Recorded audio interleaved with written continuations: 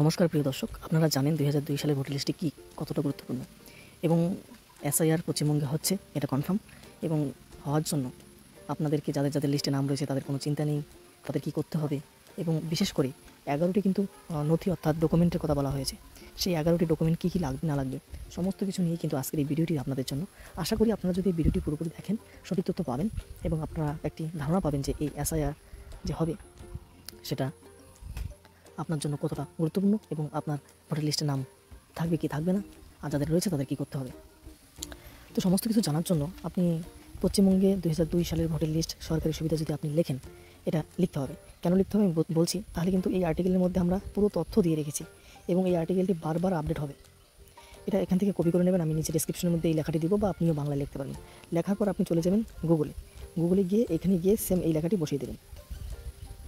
আমি দেখাচ্ছি কী কারণে গুরুত্বপূর্ণ, কারণ এখানে সমস্ত তথ্য আসবে এবং একের পর এক আপডেট যত আসবে সব কিছু এখানে কিন্তু আমরা ইনক্লুড করে দেবো, যুক্ত করে দেবো। অর্থাৎ এই আর্টিকেলের মধ্যে আপনি সব তথ্য পেয়ে যাবেন একের পর যত আপডেট আসবে। সো এখানে দেখুন লেখা রয়েছে যে WB 2002 ভোটের লিস্ট PDF ডাউনলোড করতে পারবেন প্রত্যেকটি জেলা অনুযায়ী। প্রত্যেকটি জেলার PDF আপনারা দেখতে পারবেন আপনার ব্লক এবং পোলিং স্টেশন অনুযায়ী, এবং পশ্চিমবঙ্গে কবে শুরু হতে চলেছে এবং 11টি ডকুমেন্ট যে দরকার রয়েছে সেই 11টি ডকুমেন্ট নিয়ে কিন্তু এখানে আলোচনা করা রয়েছে। সো এখানে ক্লিক করবেন, ক্লিক করার পর চলে আসবেন। এই আর্টিকেলটি একদম বাংলা লেখা রয়েছে যেন প্রত্যেকেই এটা পড়তে পারে এবং বুঝতে পারে।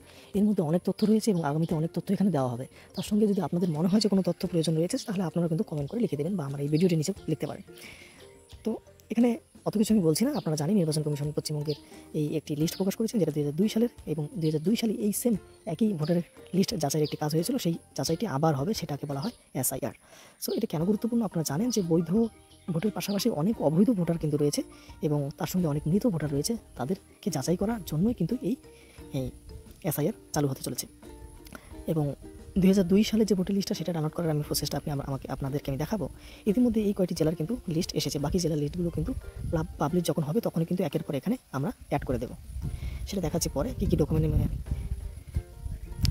কী কী তথ্য এই লিস্টের মধ্যে দেখতে পারবেন সেটা আপনাদেরকে আমি দেখাবো। তার আগে আমরা চলে যাই সবথেকে গুরুত্বপূর্ণ যেটা, সেটা কীভাবে ডাউনলোড করবো সেটাও তোমাদেরকে দেখাবো। তার আগে দেখাই যে 11টি কী কী ডকুমেন্ট রয়েছে। এই যে দেখুন, যে ভোটার লিস্টে নাম তোলার জন্য 11টি গ্রহণযোগ্য নথি, এটা কিন্তু নির্বাচন কমিশনের পক্ষ থেকে কিন্তু জারি করা হয়েছে। যাদের ভোটার লিস্টে নাম তুলতে চান তাদের জন্য কিন্তু এই 11টি ডকুমেন্টের মধ্যে একটি ডকুমেন্ট অবশ্যই থাকতে হবে। সেই 11টি ডকুমেন্ট কী কী রয়েছে দেখুন। প্রথম যেটা রয়েছে সরকারি কর্মচারী পরিচয়পত্র। যদি সরকারি কর্মচারী হয়ে থাকেন সেক্ষেত্রে আপনার কিন্তু পরিচয়পত্র আপনাকে দিতে হবে। তার সঙ্গে রয়েছে কি দেখুন, 1 জুলাই 1987 এর আগে সরকারি নথি কোনো যদি থাকে, যে আপনার ব্যাংক বা পোস্ট অফিসের কোনো অ্যাকাউন্ট বই রয়েছে সেটা, LICর নথি যে কোনো যদি থাকে তাহলে সেটা দিতে হবে। জন্ম শংসাপত্র অর্থাৎ বার্থ সার্টিফিকেট যদি থাকে সেটা দিতে পারবেন, এবং বৈধ পাসপোর্ট হলে চলবে। শিক্ষাগত শংসাপত্র, বোর্ড বিশ্ববিদ্যালয় থেকে পাওয়া যে কোনো জন্ম তারিখ উল্লেখ আছে এরকম একটি ডকুমেন্ট যদি থাকে খুবই ভালো। স্থায়ী বসবাসের শংসাপত্র, ঠিক আছে। এবং 7 নম্বরে যেটা রয়েছে জাতিগত শংসাপত্র, SC ST OBC, আর জাতীয় নাগরিক পঞ্জির অন্তর্ভুক্ত NRCর নাম থাকলে সেটাও গ্রহণযোগ্য হবে।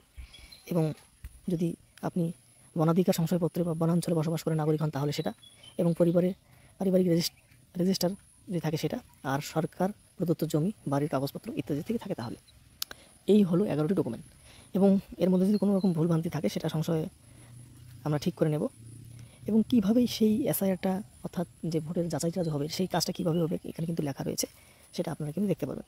এখন আমরা চলে যাই, আপনি যদি ভোটার কার্ডটি ডাউনলোড করতে চান ভোটার লিস্টের কার্ডগুলি, সেখানে ধরুন আমি কোচবিহার সিলেক্ট করে দিচ্ছি। এখানে আবার তোমাদেরকে কোচবিহার সিলেক্ট করতে হবে এবং এরপর আপনার যেই জেলার হন সেটা সিলেক্ট করবেন। তারপর আপনার কিন্তু পোলিং স্টেশন চলে আসবে, ঠিক আছে। সেই পোলিং স্টেশন সিলেক্ট করার পরে কিন্তু এখানে পোলিং স্টেশন যেগুলো রয়েছে ফাইনাল রোল, এখানে ক্লিক করবেন। ক্লিক করার পরে কিন্তু চলে এসেছে। এই যে এখান থেকে কিন্তু আপনাদের নিচের দিকে চলে যাওয়ার পর আপনার পোলিং স্টেশন অনুযায়ী আপনাদের ভোটের 2002 সালে যে লিস্টে সেখানে দেখতে পাবেন। নাম থাকবে, পিতার নাম থাকবে এবং বয়স থাকবে, লিঙ্গ থাকবে, এবং এই যে ভোটার কার্ডটি এটা থাকবে।